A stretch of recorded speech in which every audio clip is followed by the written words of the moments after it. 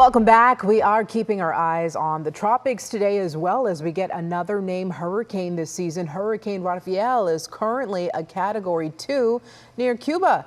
Our Maria Ruiz has been tracking the system. And Maria, we're still in severe weather season, hurricane season. We're still in hurricane season until the end of the month, even though it is technically late in the season to be seeing these kind of storms. And there's still room for Rafael to strengthen an additional category. Right now, it's a strong Category 2 storm just to the south of Havana. There's Havana on the northern side of Cuba, but this is moving towards the northwest, eventually going to impact Cuba. As it pushes past the island, we'll eventually see it move into the Gulf. So this is what the current track is. Again, could strengthen to a Category 3 storm as it approaches landfall on the main island. There's another small island just to the south of that, and that would be sometime this afternoon. We could see it again as a weak Category 3 storm, still considered a major hurricane as it makes landfall. Eventually, this gets pushed into the Gulf as a Category 2 storm. It moves kind of in the southern Gulf here as we approach Friday morning. Over the weekend, it will weaken. And that is because of a system that is coming off of the states, and it's helping bring in wind shear. This is very common this time of the year for these systems to weaken as they make their way into the northern Gulf. So by the time, say, Monday at 6 a.m. rolls around, it could very well be downgraded to a tropical storm or tropical depression. We'll be watching that. Either way, that moisture could make it onshore, but I wouldn't be surprised if this thing completely deteriorates early next week. Either way, something to be watching for sure. We don't want to get caught off guard. Right now, we're looking at a beautiful blue sky. We are at about 67 degrees from our Dallas Baptist University camera. Today, the high temperature 72 in Dallas, Denton, McKinney, 73 in Fort Worth.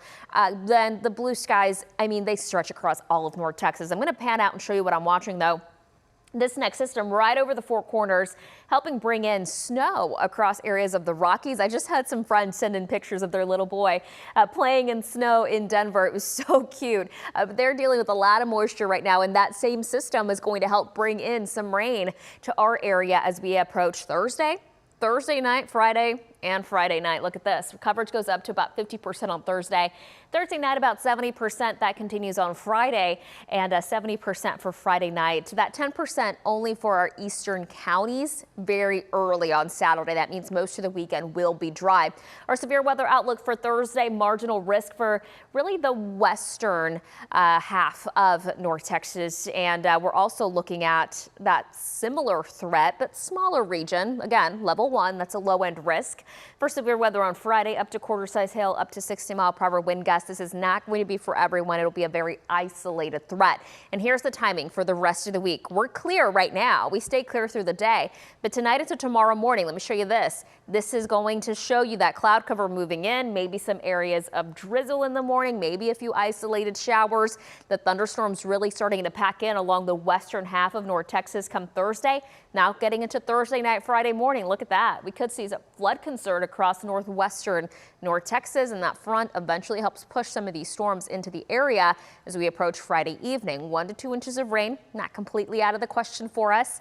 Again, between Thursday and Friday night. Then we're looking at a mostly dry weekend with cooler weather on Saturday, a little bit more mild on Sunday with highs in the mid 70s. Cleo?